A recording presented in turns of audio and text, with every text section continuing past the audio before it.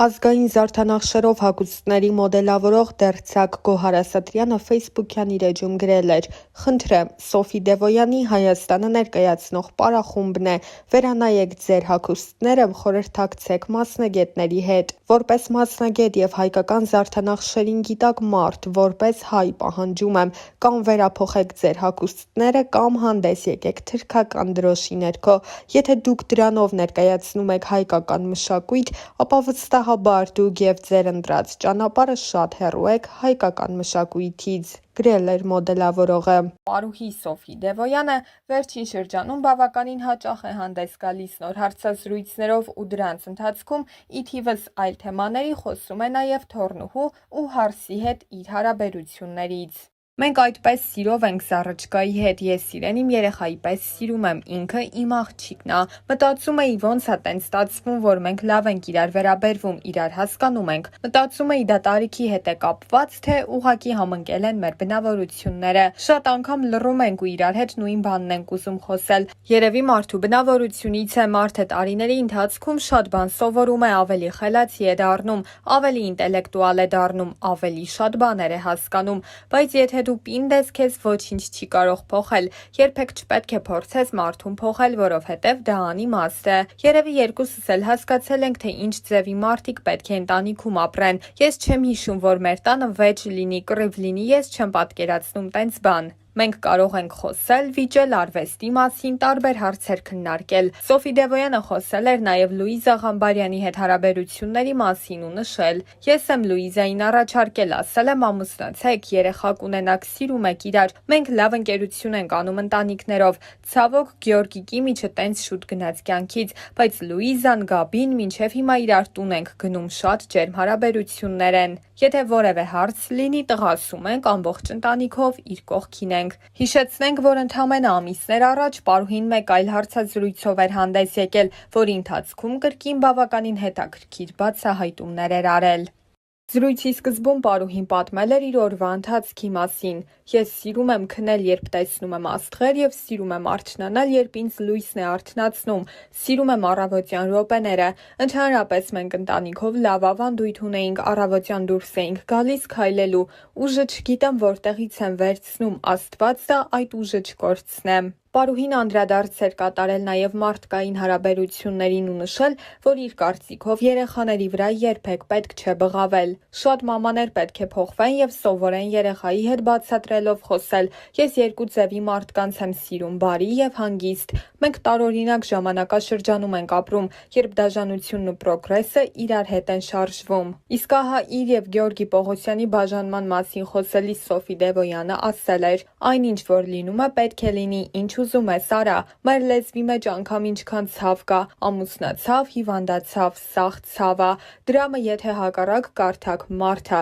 ես դա չեմ ընկալում, կցանկանայի, որ մեր հիմնը փոխվեր երկրի էներգիան, հիմնը միշտ պետք է տանի բարձունք, դեպի վերելք։ Ես միշտ ասում եմ, որ մարդուն պետք է սովորեցնել լինել երջանիկ, պետք է աշխատել լինել գոհ, եթե անգամ ինչ-որ բան այն չէ»։ Դևոյանը խոսել էր նաև ընտանիքի անդամների հետ հարաբերությունների մասին ու նշել. «Ես երբեք հարսիս, տղայիս չեմ անի նկատողություն, ինչ-որ ձևի կխոսեմ, մենք այնքան լավ ենք հասկանում իրար, Զառիճկաս որ մտավ մեր տուն, դրվածքն այդպիսին էր, մեզ մոտ այնքան համահունչ է ամեն ինչ, երևի դա մեծից էլ է գալիս, իմ ամուսինն էլ շատ հանգիստ անձնավորություն է, անձնավորություն, ով ամեն օր ինձ կարող է զարմացնել, երեխաներիս էլ եմ ասում, Աստված չտա գա մի օր, երբ դադարես հիանալ, դադարես զարմանալ, ես չեմ սիրում անտարբեր մարդկանց»։ Պարուհին և թոռնուհին Սոֆի Դևոյան կրտսերը համատեղ բազմաթիվ զվարճալի հոլովակներ ունեն, որոնք երբեմն հակասական մեկնաբանությունների տեղիք են տալիս։ Սոֆի Դևոյանը նշել էր, որ այդ ամենը անում է միայն հաճույքի և զվարճանքի համար։ Դա փոքրիկ վայրկյան է, երբ անջատվում ես կենցաղից և լսում ես ինչ է ասում քո թոռնիկը,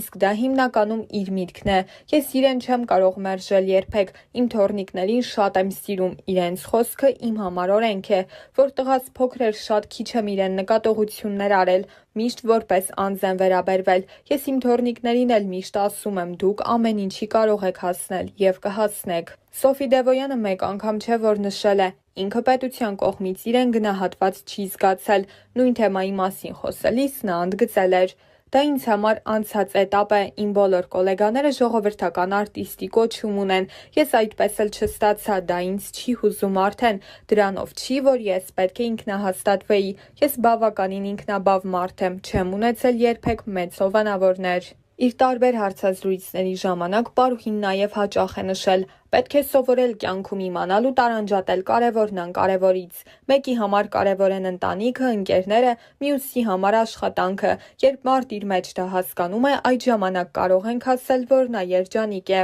Երբ մարդ ներքուստ ուրախ է, այդ ամենը արտացոլվում է նրա աչքերում, արտաքինի մեջ։ Նա քայլող լույս ու սեր է դառնում, ով անտարբեր չի թողնում ոչ ոքի։ Դրա համար բավական է ընդամենը մեկ բան՝ սեր։ Մարդիկ սեր պետք է կրեն իրենց մեջ։ Հիշեցի մի դրվագ, երբ Իսպանիայում էի, ինձ հրավիրեցին գարեջրատուն, որտեղ կողքի սեղանին նստած էր մի կին, ով մեղմ ասած շատ տգեղ էր իմ աչքին թվում։ Լռություն տիրեց ու միացավ երաժշտություն։ Ես իմացա, որ այդ կինը շուտով պետք է ապարի եւ մտքումս արդեն ինձ համոզում էի, թե ինչպես եմ հետևելու նրան։ Երաժշտության առաջին նոտաները խփեցին ու այդ կինը բեմ դուրս եկավ, ֆլամենկո էր պարում։ Ես շուրջս ամեն ինչ մոռացա, տարվել էի այդ կնոջ պարով, անգամ զգացի, որ շունչս կտրվում է։ Այդ կինն իմ աչքին ակնթարթի մեջ վերափոխվեց ու դարձավ ամենագեղեցիկը կանանց մեջ։ Ես ծանոթացա նրա հետ, շատ տարիներ անց իմացա, որ ես տեսել եմ աշխարհահռչակ պարուհիներից մեկին։ Ուզում եմ ասել, որ մեր կյանքում կան մարդիկ, որոնց հետ խոսելիս կարող ես հիասթափվել, եւ կան մարդիկ,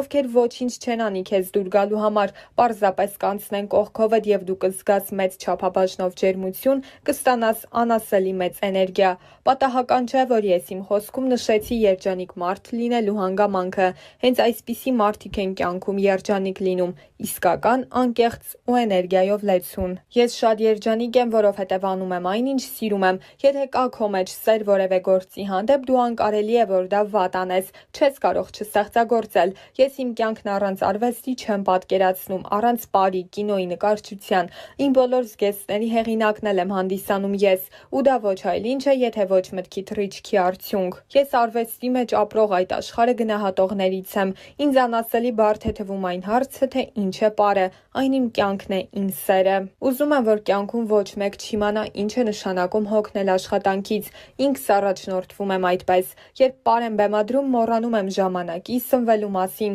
որովհետև հոգևոր այդ զգացողությունները, երբ աշխատելիս ստանում եմ, ավելի մեծ բավականություն են պարգևում ինձ։ Երբ հետահայաց նայում եմ իմ ճանապարհին ու համեմատում այսօրվա հետ, հասկանում եմ, որ մեր օրերում կան բազում հնարավորություններ։ Իմ ժամանակ ինձ ոչ մեկ հնարավորություն չի տվել պար բեմադրելու, իսկ ես անում եմ հակառակը, հավատում եմ մարդուն։ Դա ամենակարևորն է։ Առաջին անգամ չի ստացվի, երկրորդ անգամ չի ստացվի, իսկ երրորդ անգամ արդեն նրանք կստեղծեն բեմադրություն, որը կունենա միտք։ Դրամա, ինչու ոչ այն կվերածվի նաև հեքիաթի։ Ես ուզում եմ, որ իմ սաներն անցնեն իմ ճանապարհը զգալով բեմում գտնվելու հաճույքը, որովհետև բեմը անսահմանություն է, որի մեջ կաս միայն դու, նշել էր Պարուհին։ Մենք արդեն Մոսկվայում ենք։ Էս ինչ եք խոսում, էս ինչ եք տենց լուրջ խոսում։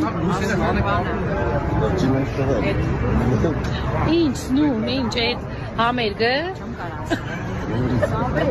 Ամեն դեպքում նույնն չէր ուզում ասել, բայց վաղը համերգի ենք։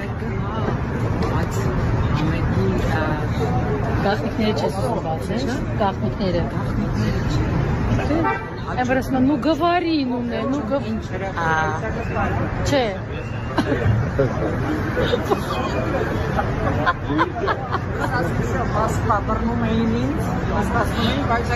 Մենք ամբողջ խմբով նույնն էինք սպասում, չէին ուզում թողնել այս անգամ Մոսկվա, բայց լավ է։ Չէ։ Ալա Պուգաչովան, ուր է Ալա Պուգաչովան։ Ալա Պուգաչովան այն կողմերն ան ուտեղ։ Ուր է Լևոնյանը։ Դուք ինչ եք սենց առանձնացել, ինչ խոսալու բան ունեք։ Հա։ Հազար ջան։ Ինչի՞ սենց տխուր։ Եկանք Մոսկվա տեղ, բան արևը պրծավ, բան, հեսա արև եք վերեք, Համոն պրոբլեմ չի ունեցել, մի անգամից թողել են իրան Մոսկվա։ Всё, լրիվ մի անգամ։ Ճանաչում են, սիրում են, Հա, ծելպես։ ոչ մի սանկցիայի տակ չեն։ Всё։ Ճիշտ ապրում եք, Զար ջան։